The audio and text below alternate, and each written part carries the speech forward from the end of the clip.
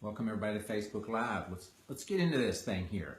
Thanks for tuning in. Today we're talking about feeding your feelings. You got to stop feeding your feelings. Loneliness, sadness, despair. I was watching a show recently, and the guy in the show was a comedy show.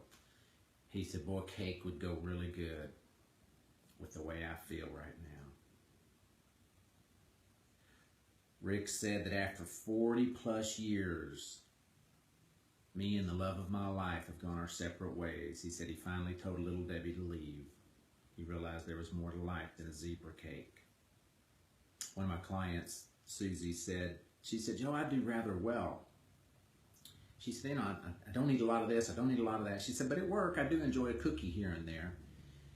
She said, I had no idea how much I needed a cookie until you took it from me. She's doing a plan where we don't eat cookies for 3 weeks. She said, I had no idea how much I needed that cookie. We like to eat our feelings rather than feel our feelings. This is a process, and I've noticed a lot of people resent needing help. They just, okay, yeah, I do this, but they go on with life and they don't deal with it. This wasn't much of a problem 100 years ago when our activity level was 5 times what it is now. It was hard to have a weight problem. Because to get 2,000 calories, you had to use about 1,800 to catch your food and make your food and cook your food and clean your food. Now you just roll down the window and say, I'd like 2,000 calories, and they hand it to you, and it's cheap and it's quick, and you burn 3 calories to consume 2,000, and we wonder why. Hey, we can unplug from our situation, unplug from consciousness and reality, and eat instead of embracing the feeling, the emotion that we have. Instead of sitting here and realizing, I'm sad. No, I'm going to eat this sadness. I'm going to feed this sadness. I'm lonely. Instead of sitting here and just learning and dealing with, I'm lonely, give me something to eat. I'm going to eat this loneliness.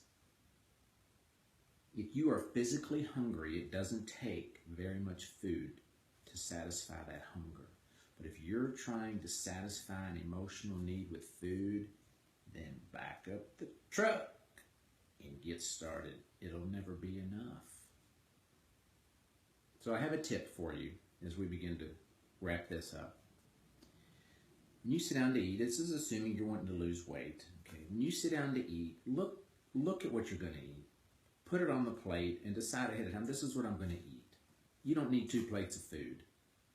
Okay, if you're having 2 plates of food, the first plate sustains you and the second plate is sustaining your doctor. You don't need to get you a plate of food that looks reasonable on the sound. That's what I'm going to eat. And when you're done, you feel like eating more, deal with your feelings. Feel and deal with the feelings. Because if you keep eating it, you're going to be dealing with other things down the road, aren't you? And that's no fun either. Go ahead and address your feelings. You can do it. You'll live. I'm sad. You'll live. You're sad. Better than waking up tomorrow in despair and shame that you're out of control, right? That's all I got. But I do have a suggestion. If you're like, well, thanks for the info, but not, what do I need to do now? We have a group at Jazzercise tonight at 7:30, Jazzercise in Harlem. Just pop in.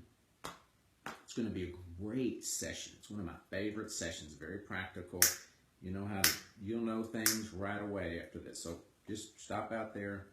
I even give you a cookbook. This has our approved eateries in it, over 100 recipes, desserts, everything in here is approved when you're doing my program. So if you just show up, say, okay, sit in and listen.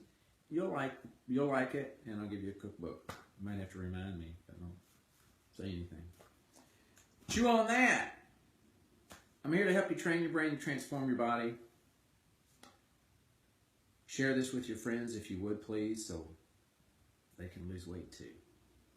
See you next week.